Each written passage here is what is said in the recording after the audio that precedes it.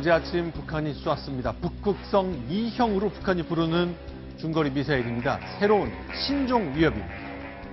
그렇다면 우리도 새로운 방패가 있어야 될 것 같습니다. 북한은 잠수함에서 쏘던 SLBM을 땅 위로 옮겨 쏘았거든요. 과연 우리는 어떤 방법이 있는지 오늘 오후 5시쯤 해서 북한이 영상을 공개했습니다. 1시간 전에 나온 영상입니다. 이런 영상 어제 7시 55분 장면이죠. 네, 북극성 2형으로 부르는 모습입니다. 네, 북한이 그 화면을 공개했는데요. 잠수함 발사하듯이 수직 발사관에서 툭 솟아 올라가고 바로 점화되는. 저게 물속에서 쐈다면 처음에는 물을 뚫고 나올 때까지는 압축 공기로 이제 물을 뚫고 나올 텐데 지금은 압축 공기로 나왔죠. 불이 붙으면서 쭉 발사되는. 수면이 아니고 공기에서 발사되니까 저런 모습을 보인 겁니다. 보통 어제 아침 7시 55분에 쏘았으니까 오늘 오후 5시 하루 반 만에 공개를 한 거네요. 네. 약간 사각으로 쏘는 게 발견됐는데요. 저게 무슨 얘기인가 하면 심포급 잠수함에 원래는 수직 발사되니까 수직으로 세워야 되는데 그 각도가 안 나오니까 약간 옆에서 눕혀서 집어넣겠다는 게 보이는 거죠. 자, 그동안 쏘았던 것하고 좀 비교를 해봤으면 좋겠습니다. 일단 원산에서 쐈을 때는요. 작년 6월인데 무지무지하게 높게 쐈습니다. 이른바 고각 발사라는 건데요. 네. 무려 1,400km 상공까지 올라갔습니다. 네, 그때 쐈을 때는 이제 무수탄 미사일이죠. 네. 무수탄 미사일인데 저걸 정상 발사했으면 네. 사거리가 한 3,500km 돼서 네. 괌 기지를 타격할 수 있다는 것을 네. 이제 보여주는 것인데 네. 네. 저렇게 높이 쏜 이유가 있습니다. 두 가지 목적이죠. 네. 일단은 3,500km를 쐈다면 미국을 바로 자극한 거니까 그렇게 네. 할 수가 없죠. 네. 그래서 높이 쏜 것이고 네. 또 하나는 대기권 재진입 기술을 입증하려고 과시하기 위해서 이렇게 쏜 겁니다. 대략 ICBM이 북한에서 네. 미국으로 날아가면은 고도가 한 1,500km 됩니다. 네. 근데 거의 근접해서 네. 미사일을 쏘므로써 우리가 대기권 재진입 기술이 있다라고 과시하기 위해서 그때 쐈고요. 그 작년에 5월과 6월엔 이렇게 쐈고요. 어제 쏜 것은 이제 서쪽 끝에서 쐈는데 역시 500km를 날아갔고 550km 상공까지. 그러니까 작년 5월에 쏜 SLBM 잠수함에서 쏜 걸 그대로 땅으로 옮긴 것으로 봐야 되겠네요. 네, 그러니까 저거는 이제 미국과 한국, 일본의 어떤 요격, 우리는 요격 능력이 없습니다만, 네. 그 이지스함에서 요격 실질적으로 하기는 어렵죠. SM3로는 하기는 어렵고 이제 주말트가 와서 SM6로 하면 모를까 하지만 그런 거를 의식해서 발사 지역을 뒤로 쭉 빼가지고 네. 북한 쪽 바다에 가깝게 떨어지게 해서 어떤 요격되는 걸 피한 게 아닌가 그런 네. 추정을 할 수 있겠습니다. 자, 지금 발사, 이것도 역시 북한 영상처럼 보입니다. 그러니까 저 멀리서 물속에서 솟구쳐 올라오는 저 장면, 영상에 뜬 것, 바로 이건데, 잠수함에서 쏘는 걸 이제 땅 위로 올렸다는 겁니다. 어떤 특징이 있는지 모르겠어요. 네, 작년도에 작년 8월에 쐈을 때는 네. 저게 네. 뭡니까? 잠수함에 쏜 거 아닙니까? 심포급 잠수함에서 쏘게 됐고요. 잠수함에 쏴가지고 거리가 한 500km 정도 날아갔습니다. 네. 근데 저게 북한이 잠수함이 2,000톤이기 때문에 네. 게다 연료를 충분히 다 못 집어넣습니다. 그래서 1,000km만 날아갈 수 있게 네. 쐈었죠. 그래서 실제로는 500km 날아갔지만 네. 고각 발사를 했었습니다. 네. 이번에도 마찬가지로 연료를 충분히 안 넣은 것 같아요. 그래서 네. 일단 한 1,000km 정도만 날아갈 수 있는 정도의 능력만 네. 보인 것 같습니다. 자, 작년 8월 쏜 걸 보면 그때는 정말 심포 이 앞바다 잠수함에서 쏘았는데 오키나와까지 겨냥할 정도의 사정권을 보여줬기 때문에 긴장을 했었던 건가요? 아닙니다. 저 그림은 뭔가 하면은 심포에서 잠수함이 살살살살 나와가지고 오키나와 부근에서 쏘게 되면 괌이나 이런 데까지 떨어질 수도 있던 그런 뉘앙스죠. 네. 저게 무슨 크루즈 미사일이면 지그재그 나가 있지만 탄도 미사일이니까 직선으로 날아가야 됩니다. 자, 그러면 이번에 어제 쏜 그 북한의 중거리 미사일이 왜 우리한테 더 위협적인 겁니까? 저거는 이제 잠수함에 탑재하게 되면은 예를 들면은 우리 그린 파인 레이더는 북쪽만 바라보고 있지 않습니까? 저게 이제 부산 쪽 어디 근처에 가서 갑자기 서울을 쏜다든지 하게 되면은 우리가 뒤는 충분히 방어가 안 되니까 그런 문제가 있고요. 네. 그다음에 일본 근해에 가서 미군 기지 또는 가데나 공군 기지 같은 오키나와도 때릴 수 있기 때문에 그래서 저게 문제인 겁니다. 자, 이번 걸 보겠습니다. 북극성 2형으로 부르네. 1형, 2형 이렇게 부르나 보죠? 북한은 이렇게 말을 붙였죠. 네. 북극성 1형은 잠수함에서 쏘는 것이고, 네. 이번은 땅에서 쐈지만 네. 발사 방법은 똑같습니다. 네. 그리고 1형도 맨 고철로켓이지만 네. 이번에도 고철로켓인데 엔진이 다릅니다. 아하. 엔진이 아주 강력한 추진력을 가지고 있었고, 네. 북극성 1형은 2단 로켓인데 이거는 한 개 엔진만 가지고 1단 로켓만 가지고 북극성 1형하고 힘을 똑같이 냈기 때문에 상당히 기술이 발전한 겁니다. 네. 자, 실제로 보면요. 이제 이 특징이 그동안 이제 이렇게 이동식 발사대라는 것이 도대체 어디서 쏘는지 우리가 짐작하지 못하게, 그러니까 우리가 미사일 발사 징후를 보고 그 원점을 때리는 것을 굉장히 어렵게 만드는 건데, 예전에 보니까 고속도로에서 미사일 발사하고 그랬잖아요. 네. 그게 아마 트럭 같은데 이동식 발사대를 달고 다니기 때문에, 그렇죠. 이렇게 고속도로잖아요. 쉽다 했는데 이제는 장갑차처럼 캐터필러, 무한궤도를 다한 이동식 발사대를 갖고 있다고 얘기를 하고 있죠. 네, 저거는 자꾸 개발이 될 겁니다. 이제 가장 재밌는 경우를 하나 말씀드릴게요. 중국 같은 경우는요, 네.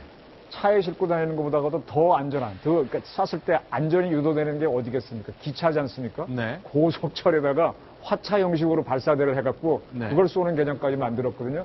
저 저거는 이제 화면에서도 보면 원래 저렇게 터널 안에 숨겼다가 네. 한 1km쯤 가지고 나와서 쏘면 알 수가 없잖아요. 없죠. 그래서 저런 개념 계속 이제 저런 무기나 작전을 할 때는요, 영어로 표현하면 think the unthinkable.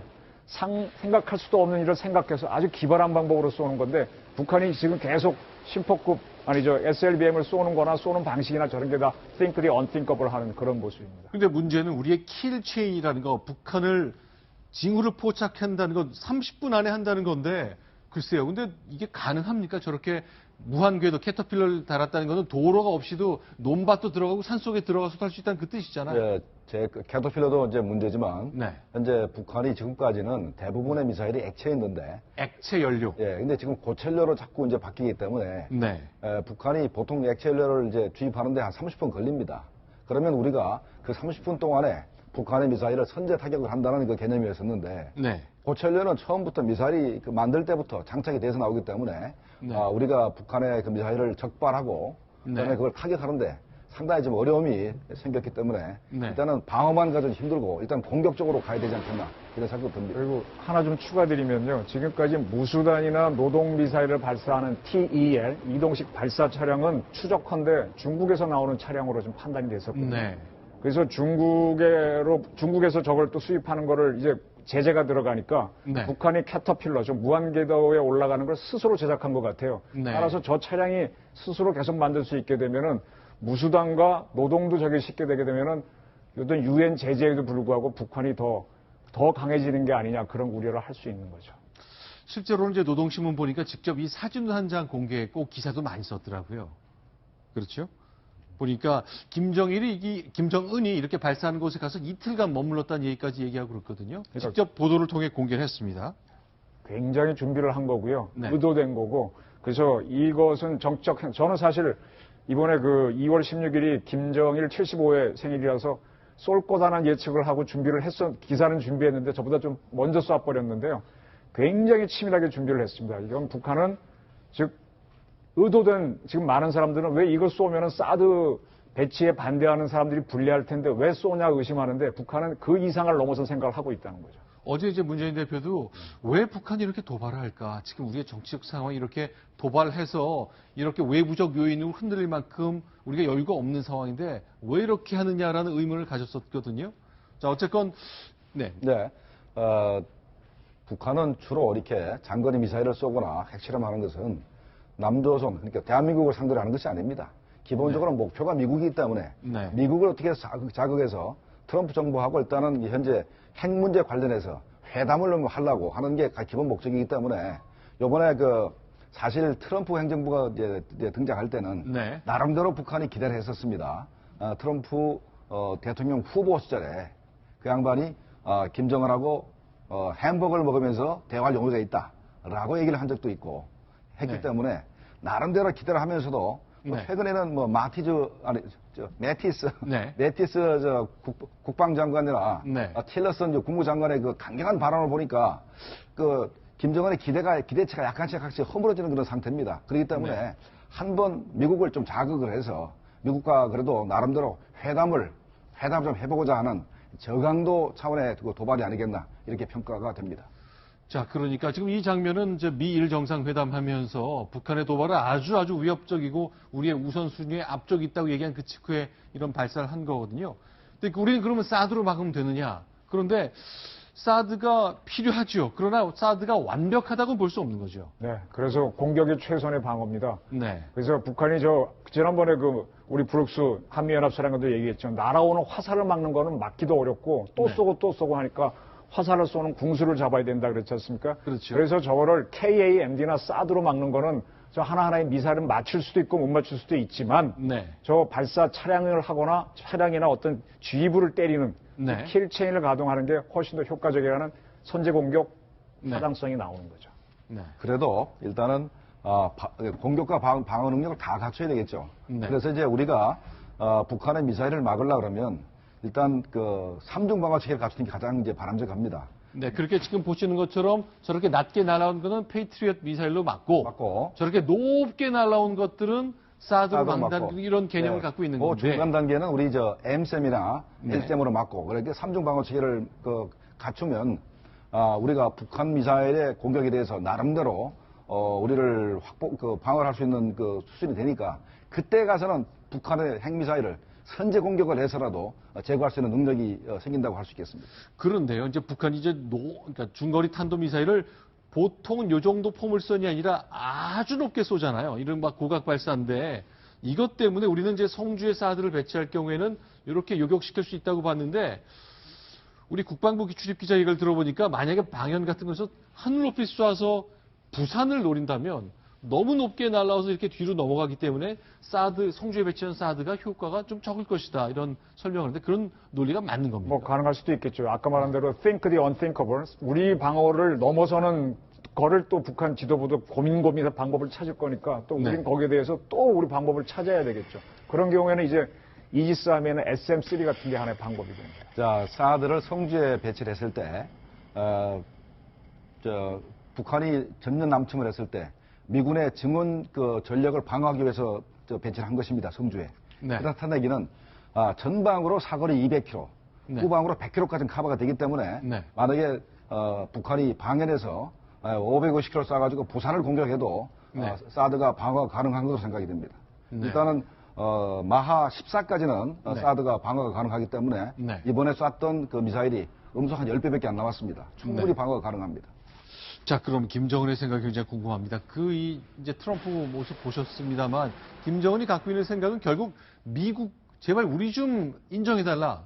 우리를 합당한 파트너로, 그러니까 핵 포기하라 이런 소리 하지 말고, 미국과 북한이 핵국가끼리 당당하게 협상해서 여러 가지 얘기를 해보자. 그런 생각일 거 아니에요. 그겁니다. 그래서 그걸 계속 요구하는 거고, 그래서 그 전에 강갈루치 회담에서 제네바 합의했다는 게 우리가 큰 미스였다는 거고요. 미국도 네. 잘못한 거고, 지금 저 노선을 견지하는데 저거를 미국이 받아주면은 우리는 매우 힘들어지죠. 네. 미국이 거부를 하게 되면은 미국과 북한 또는 우리와 북한 간에 충돌이 있을 수 있습니다. 그래서 네. 하나 드리고 싶은 말씀은 로마의 전략가 베제티우스가 평화를 원하거든 전쟁에 대비하란 말을 했거든요. 네. 지금 우리가 이런 상황으로 몰리고 있다는 것을 솔직히 인정해야 할 때라고 말씀드리고 싶습니다. 네. 자, 일단 그럼 김정은은 하나하나, 그러니까 결국 미국을 향해서 날아갈 수 있는 ICBM, 대륙간 탄도미사일을 개발하는 순간 미국은 북한을 달리 봐야 되는 거잖아요. 그러니까 현재 아직까지 네. 미국을 직접 위협할 만한 ICBM을 개발을 못한 상태입니다. 네. 그런데 요번 신형 엔진 자체를 우리가 주목해 볼 필요가 있는데 네. 요번 엔진은 뭐 충분한 출력을 못 냈습니다. 네. 그런데 작년 4월 달에 북한이 노동미사일 출력의 3배를 낼 수 있는 엔진을 실험을 했습니다. 노동미사일이 70TF 힘을 내는데 80TF를 낼 수 있는 엔진을 시험을 했고 네. 요번에 북극성 2호, 네. 2형 미사일의 엔진 자체는 네. 작년도 실험했던 그 엔진의 축소판 정도 될 겁니다. 그렇기 때문에 만약에 80TF를 낼 수 있는 네. 엔진의 미사일을 만약에 KN-08이나 KN-14에 장착하게 된다면 네. 미국을 바로 타격할 수가 있을 겁니다. 자, 그러면 이제 잠수함에 하던 걸 땅 위로 옮겼다는 것, 이것이 우리한테 얼마나 위협적으로 바뀐 겁니까? 자, 이겁니다. 아까 조금 나왔는데요. 액체 연료는 주입하는데 시간이 걸리거든요. 네. 그래서 그거를 넣고 있는 동안에 우리가 발견할 여지가 있는데 우리 왜 산에 가서 뻐넣힐 때 고체 연료 넣는 경우 있죠. 네. 그건 불만 탁 대면 바로 붙지 않습니까? 네. 고체 연료는 미사일에 넣어놓고 있을 수 있어요. 그래서 아무 데서나 빵 쏴버리니까 우리가 그 시간이 없는 거죠. 바로 여기서 그린파인 레이더나 사드 레이더가 들어와서 바로 발견해서 사드로 맞춰버린 수밖에 없는데 네. 그러니까 우리가 사전 타격할 방법이 없는 거죠. 다시 말하면 한반도의 긴장은 더 올라갔다는 얘기입니다. 그럼 우리는 어떻게 해야 되는 겁니까? 우리한테 무슨 방법이 있는 자, 거예요? 몇 가지 방법이 있습니다. 일단은 사드를 빠른 시간에 배치를 해야 되고, 네. 그다음에 우리가 금년 1월까지 M3 미사일이 현재 개발이 완료됐습니다. 양산 체제에 들어갔거든요. 이름이 철매2라 그러고 또는 뭐 천궁이라 부르기도 하는데 그거를 양산을 해서 빨리 우리 그 전략 그 기지에 다 배치를 하고 그다음에 L3 미사일을 빠른 네. 시간 내에 우리가 개발해야 됩니다. 이거는 해발 고도 40부터 한 60km까지를 맞출 수 있기 때문에 사드가 없다 하더라도 나름대로 없는 그 공간을 메울 수가 있습니다. 그다음에 사드가 들어오게 되면 네. 사드가 우리 국내에서 운영되는 되게 되면은 그걸 보고 우리도 우리 돈 주고 사드를 2, 3개 포도는 사야만 안심하고 살 수 있을 것 같습니다. 우리 이제 국내에서 이제 사드 논쟁 계속되고 있고, 이제 유력한 대선 후보들은 지금 저거 좀 맙시다. 한미 간에 약속한 거 일단 물르진 않을 테니 그대로 두었다가 언제든 대선이 끝나면 그 이후에 논의하는 게 맞다는 얘기 계속 내놓고 있거든요. 다만 한미 양국 군 당국은 합의대로 올 여름 이전에 하고 싶다는 생각을 계속 얘기하고 있기 때문에 북한의 어제 그 미사일 도발 이것이 한미 간의 사드 논쟁 그리고 한중 간에 보이는 미묘한 긴장에 대한 그 위협 수위를 좀 높여간 것 같습니다. 여러 가지 복잡한 상황에 북한의 도발 하나 나왔습니다. 그 내용 지금까지 정리해봤습니다. 자, 이정훈 편집위원 그리고 김정봉 NSC 정보관리실장 여기는 인사를 드리겠습니다. 고맙습니다.